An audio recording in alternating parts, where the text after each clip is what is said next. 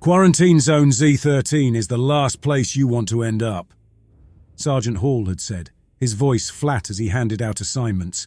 But orders are orders. I remember that briefing room, a stale, windowless box lit by blinking fluorescent tubes. We were all there, my squad crammed into those uncomfortable metal chairs. We were soldiers, but there was no pride in being stationed here, on this forgotten planet. The place was toxic, literally and figuratively. A perfect hellhole for anyone unlucky enough to get dumped here. The settlers, they called them illegals. They were desperate souls, trying to carve out a life in the unlivable. The planet's biology was hostile. The air could strip your lungs raw without the proper gear, and the water was a slow death in a glass. But they'd come, lured by promises of untapped resources and a chance to escape whatever worse fate waited for them back home. Your job is to keep them out, Hall had continued, his eyes cold. Enforce the quarantine, no exceptions. We knew what that meant. Anyone caught inside the zone was as good as dead. The planet did things to people, twisted them. We'd all seen the footage. Distorted faces, bodies sprouting strange growths, eyes that looked like they'd seen the end of the world and were somehow still watching. It was a slow day when the distress signal came in. Private Lutz picked it up first, his face going pale as he listened through the static. Sarge, we got something. It's from Sector 7. Sector 7 was deep inside the quarantine zone. A no-go area even for us. That's where the research team had gone missing 3 months back. No one expected them to be alive, not in that place. But there it was, a faint SOS, cutting through the endless background hiss of the planet's toxic atmosphere. Hall's jaw tightened. Mount up, we're going in! Our transport rattled through the barren landscape, the toxic dust clinging to every surface. I checked my gear for the 10th time. Rifle, oxygen mask, biosuit, all in place. Across from me, Corporal Vasquez was muttering to himself. A prayer maybe, or just a litany of curses. Hard to tell with Vasquez. We passed the skeletal remains of what used to be a settlement. The buildings warped and half sunken into the ground, like the planet itself was trying to swallow them whole. It was a grim sight, but not unexpected. The real horrors were ahead, deeper into the zone. Eyes up, Hall commanded as we approached the edge of Sector 7. Stay sharp and stick to your partner. We go in, we get the team, and we get out. No heroics. The transport shuddered to a halt, and we disembarked, weapons at the ready. The air was thick, a greasy metallic taste that clung to the back of your throat even through the filters. The landscape was a twisted mockery of a forest, with trees that seemed to breathe, their bark looked like living skin. We moved in formation, a tight line cutting through the nightmare terrain. Every step felt wrong, the ground squishing underfoot as if it were alive. The deeper we went, the more the planet seemed to resist us. Then we found the first body. It was one of the settlers. His body was distorted, limbs awkwardly bent, skin dotted with growths that looked like they belonged under a microscope. His face was locked in an expression of agony, eyes bulging, mouth open. Jesus, Vasquez whispered, crossing himself. What the hell happened here? No one answered. We all knew the stories, but seeing it up close was different. Hall's voice crackled over the comms. Stay focused, we're close. Close to what, I wondered, but kept moving. Every shadow seemed to hold a threat, every rustle in the toxic breeze a potential danger. The signal grew stronger, a beacon of desperation leading us deeper into the heart of darkness. We found the source of the signal in a clearing. A camp, the researchers' equipment scattered around like toys abandoned by a child. And there, huddled together in the center, were the remains of the team. At first it was hard to tell where one body ended and another began, a tangle of limbs and twisted flesh. They had merged, fused together by some horrendous force. Eyes blinked at us from places eyes shouldn't be. Mouths moved without sound. God help us, someone whispered. It might have been me. Hall approached the mass of bodies. Check for survivors. I reached out to touch one of the bodies, and it moved. Not a flinch, but a slow, deliberate shift, like something waking from a long sleep. "Back up!" Hall shouted, but it was too late. The thing lashed out, a mass of limbs catching Private Lutz and pulling him into its horrific embrace. His screams filled the air, a raw, piercing sound that cut through the thick atmosphere. We opened fire, bullets tearing into the mass, but it barely slowed. It was like shooting water, our rounds passing through it without any real effect. I grabbed Lutz's arm, trying to pull him free, but he was already gone, his body merging with the rest, his screams turning into gurgles, and then silence. "Fall back!" Hall ordered, and we retreated, our minds reeling from what we had seen. The thing didn't follow. It didn't need to. It had already shown us what it would do to us if we stayed. We stumbled back to the transport, catching our breaths. The ride back to base was silent, each of us lost in our own thoughts.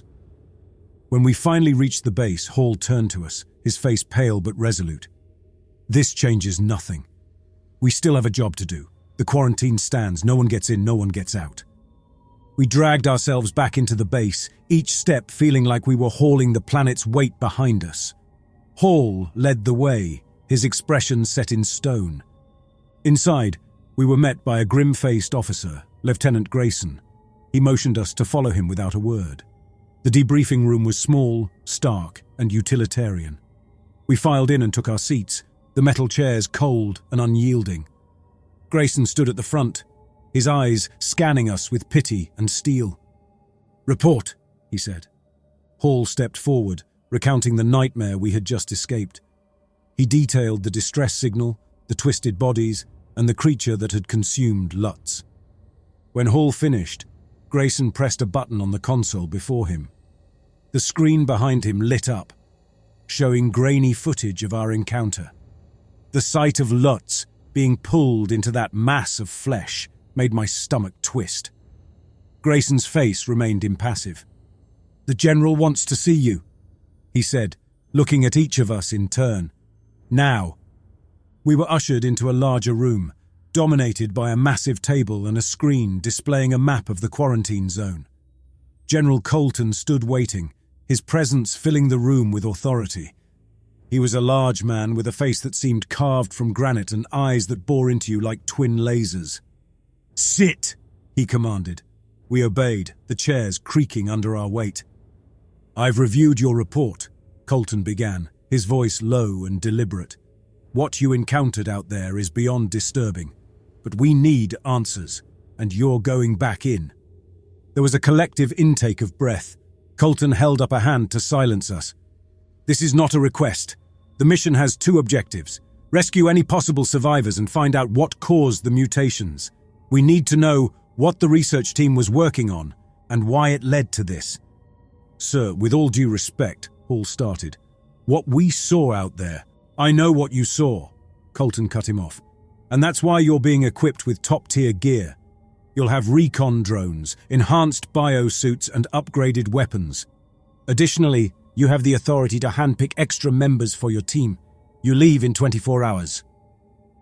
The weight of the order pressed down on us, but there was no room for argument. We were dismissed and sent to the armory to prepare.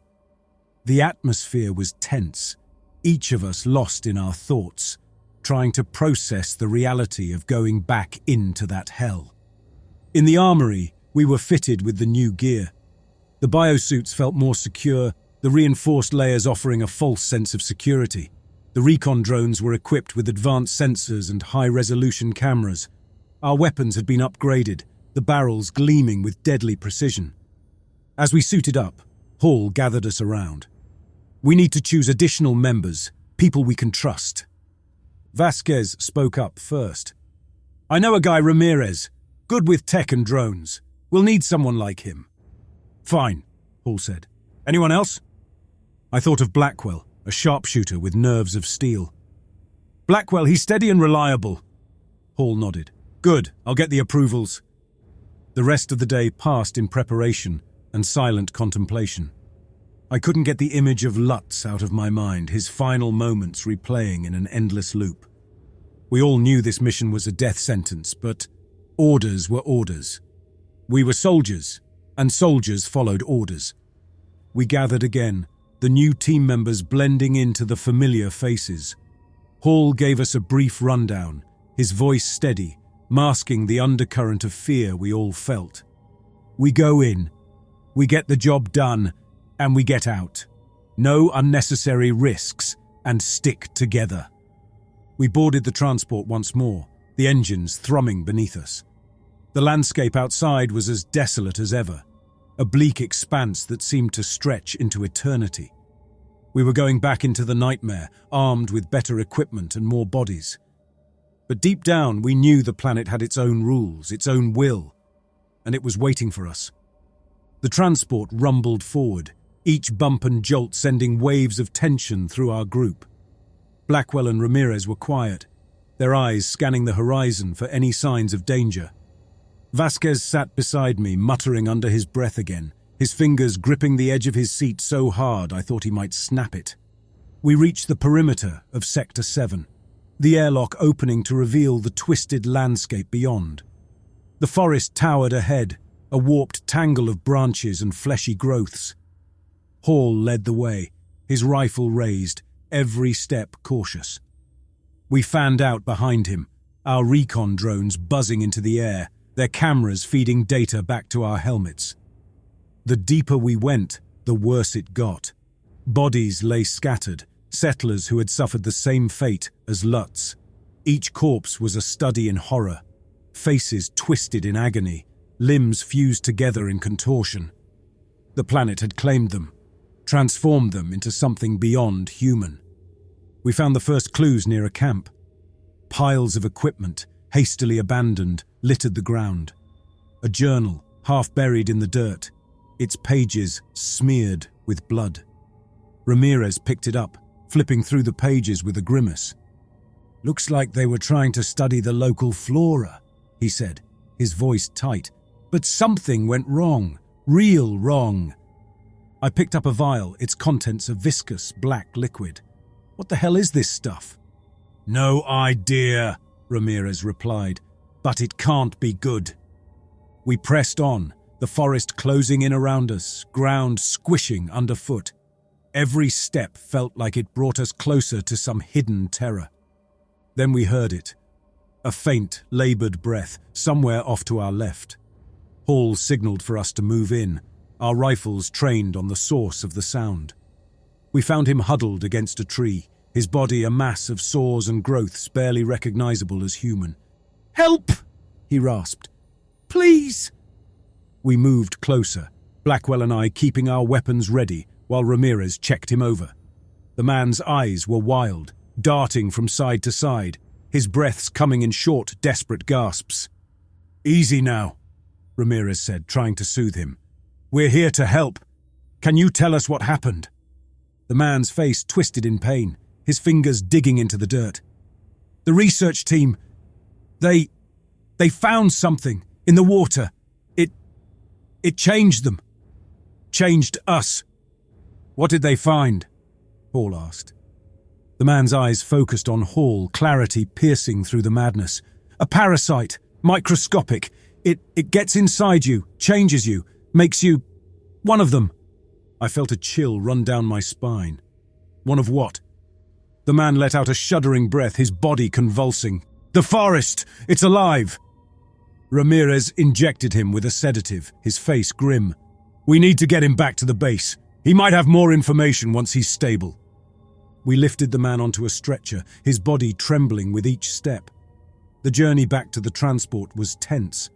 The recon drones buzzed overhead, their sensors scanning for any sign of movement. As we reached the edge of the forest, the ground beneath us seemed to vibrate, a rhythmic beat that moved through the earth. I glanced back, the twisted trees a stark reminder of the horror we were leaving behind. We had a survivor, a man who had seen the heart of the terror and lived to tell about it. His tale was fragmented, his mind teetering on the edge of sanity, but it was a start.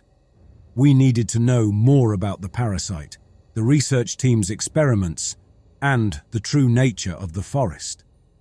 Back at the base, we secured the survivor in the infirmary, doctors working to stabilize him. Hall debriefed the general, outlining our findings and the grim reality of what we faced. "You've done well," Colton said. "This situation is more dire than we anticipated. Our next steps are to gather more data, control this threat, and eradicate it if we can." We spent the next few hours reviewing the data from the recon drones, piecing together the fragmented clues we had gathered. The parasite, the black liquid, the twisted bodies, all pieces of a puzzle that painted a picture of a planet determined to consume everything in its path. As the survivor began to stabilize, we gathered around his bedside, waiting for him to regain consciousness. His eyes fluttered open, fear and confusion battling for control. "Tell us everything," Hall said, his voice gentle but firm. The man took a shaky breath, his eyes moving to each of us in turn. "It started with the water.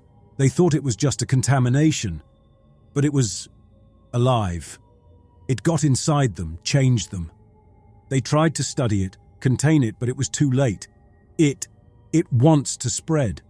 "Spread how?" "Through us," he replied, his voice barely a whisper. "We are the hosts. We are the carriers." The room fell silent. The parasite wasn't just a threat to the settlers or the research team. It was a threat to all of us. And it was growing stronger, more insidious, with each passing day. "We have to go back," Hall said. "We need to find out more and stop this before it spreads any further." Colton nodded. "Agreed. This is our top priority now. We cannot afford to let this thing escape the quarantine zone." Our boots hit the ground outside the transport, and we formed up, our eyes scanning the twisted landscape. The survivor's tale haunted us, but we had a mission to complete. Hall led the way, his rifle at the ready, and we moved deeper into Sector 7, the recon drones buzzing overhead like mechanical wasps. We passed more bodies, each one a tableau of horror. The further we went, the more it became clear that these settlers had been through unimaginable agony. The parasite had claimed them all, transforming them into something less than human.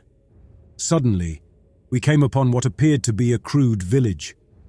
There were huts made from twisted branches. Figures moved among them, their forms misshapen. They watched us with wary eyes, their movements hesitant. Hall raised a hand, signaling us to halt. "Looks like we found some mutants," he said quietly. We advanced cautiously, our weapons lowered but ready. The mutants did not attack. Instead, they circled us, their eyes filled with curiosity and hostility.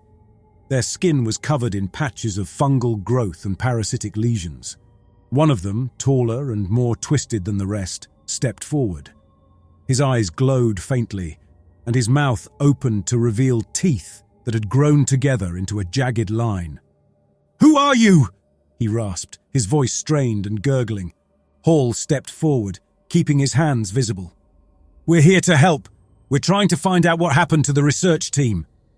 The tall mutant tilted his head, a wet, clicking sound coming from his throat. "The researchers. They are the prophets. They brought the blessing. Now we worship the source." "The source?" Blackwell asked. "What's that?" The mutant's eyes moved to Blackwell, then back to Hall. "The source is life. The source is change. The source is all." I felt a shiver run down my spine. These weren't just mindless mutations. They had formed a society built around this parasite, worshipping it as a god. It was more disturbing than any mindless creature we could have encountered. "We need to learn about this source. Can you take us to it?" The mutant hesitated, then turned and gestured for us to follow. "You may come, but do not anger it." We moved through the village, the mutants watching us. Children, or what used to be children, played with twisted toys, their laughter a mix of joy and something darker. Our guide led us to a larger hut at the center of the village. Inside, the walls were lined with crude drawings and symbols, all depicting the parasite and its influence. At the center of the room was a pit, filled with a dark liquid. "This is the source," the mutant said, his voice filled with reverence. "It gave us new life. It speaks to us." Ramirez approached the pit, his scanner out. "There's something in there, all right. It's emitting a low-frequency vibration. Could be how it communicates." The mutant watched us closely. It made us better. You must understand." Hall turned to the mutant. "What happened to the researchers? What did they do to start this?" "They drank from the source," the mutant replied. "They became one with it, but they did not understand its will. They fought it, and it consumed them." I looked at the pit, the dark liquid swirling. "We need to take a sample, analyze it back at the base." The mutant hissed, his eyes narrowing. "It does not like to be taken. You must be careful." Ramirez carefully extracted a vial of the liquid, sealing it tightly. The mutant watched, his body tense, but he did not stop us. We had what we needed, but there was still more to learn. As we prepared to leave, the mutant reached out and grabbed Hall's arm. "Beware the source. It is alive. It wants to spread. If you take it, you must understand it will not be contained." Hall dipped his chin, his expression grim. "We understand. Thank you for your help." We left the village, the mutants watching us until we were out of sight. We had the sample and we had some answers, but the true nature of the source remained a mystery. Back at the base, the scientists worked around the clock. We watched from the observation room as they analyzed the samples. Dr. Lawson, the lead biologist, peered into a microscope, his eyes widening. "It's not just a parasite," he said, his voice trembling slightly. "It's a symbiote. It bonds with its host on a cellular level, altering their DNA and reprogramming their biology." "What does that mean for us?" Hall asked, his tone flat and controlled. Lawson looked up, his expression grim. "It means it's incredibly adaptive. It can spread through direct contact, and it uses the host body to create more of itself. Once it takes hold, it's nearly impossible to remove without killing the host." "So how do we stop it?" I asked, leaning forward. Lawson sighed. "We've developed a new weapon, a biotoxin specifically engineered to target the symbiote's cellular structure. It should neutralize the parasite and any infected organisms." Colton entered the room, his presence commanding immediate attention. "We've already lost too many people. We can't afford to let this thing spread any further. Your mission is to go back to Sector 7 and destroy it with the biotoxin." "Understood, sir," Hall replied. "We'll need additional supplies." "You'll get them," Colton said. "But be warned, the mutants will likely resist. They see this thing as their god. They won't take kindly to our attempt to destroy it." We geared up once more, our weapons modified to deliver the biotoxin. As we approached Sector 7, the landscape loomed ahead, a twisted maze of fungal growths and organic matter. We disembarked. The recon drones scouted ahead, their cameras feeding back real-time data. The mutants were aware of our presence, their eyes glowing with curiosity and aggression. They did not attack, but their hostility was clear. Hall led the way. We approached the village cautiously, our weapons ready but not raised. The tall mutant from before stepped forward, his body twitching with barely restrained anger. "Why have you returned?" he demanded, his voice a harsh rasp. "We need to destroy the source," Hall replied. "It's a threat to all of us." The mutant's eyes narrowed. "You cannot destroy it. It is our god.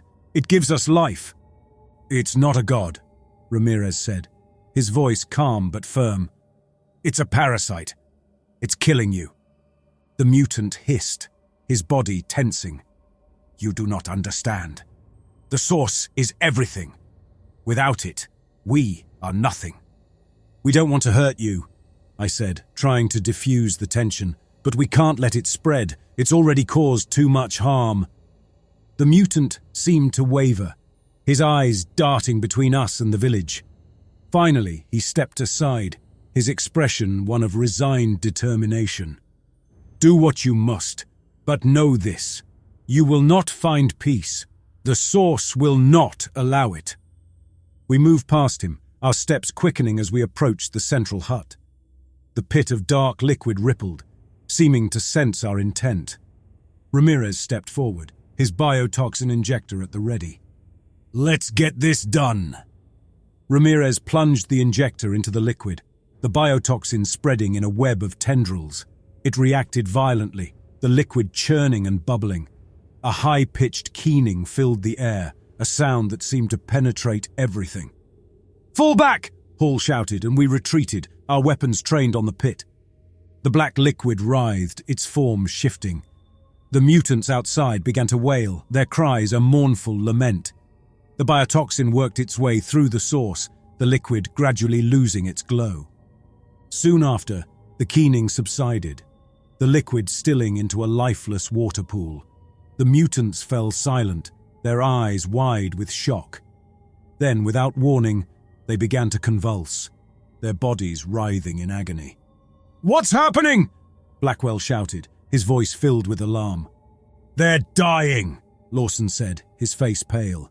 "Without the source, they can't survive."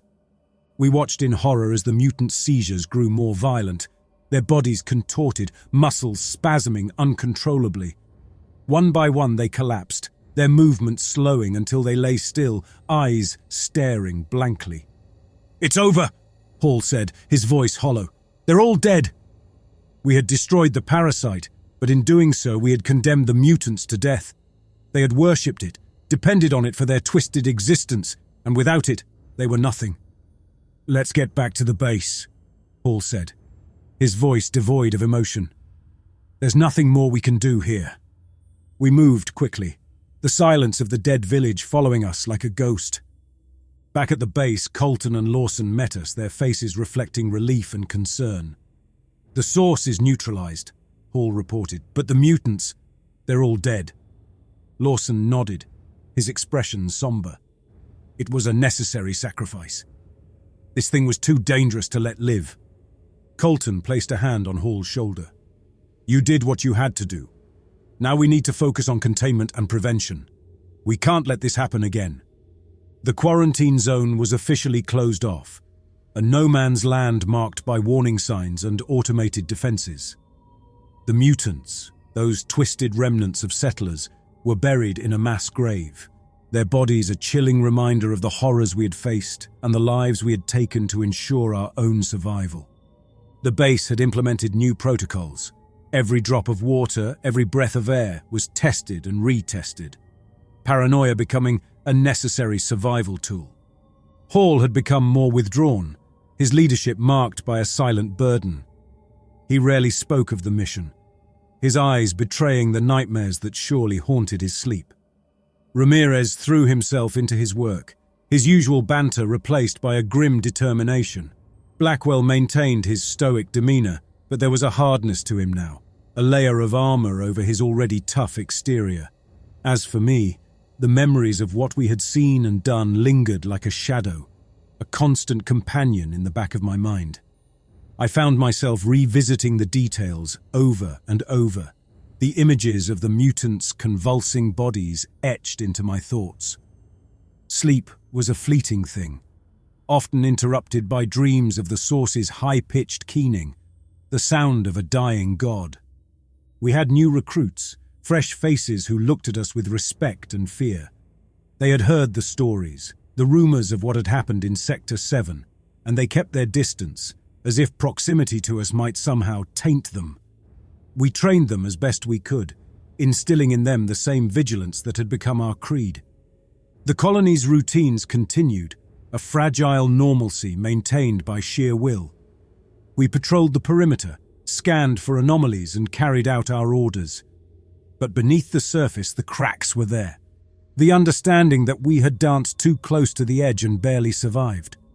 We faced the future with wary eyes and steady hands, knowing that the darkness could rise again at any moment. But we were ready, and we would endure, for that was all we could do in this unforgiving world.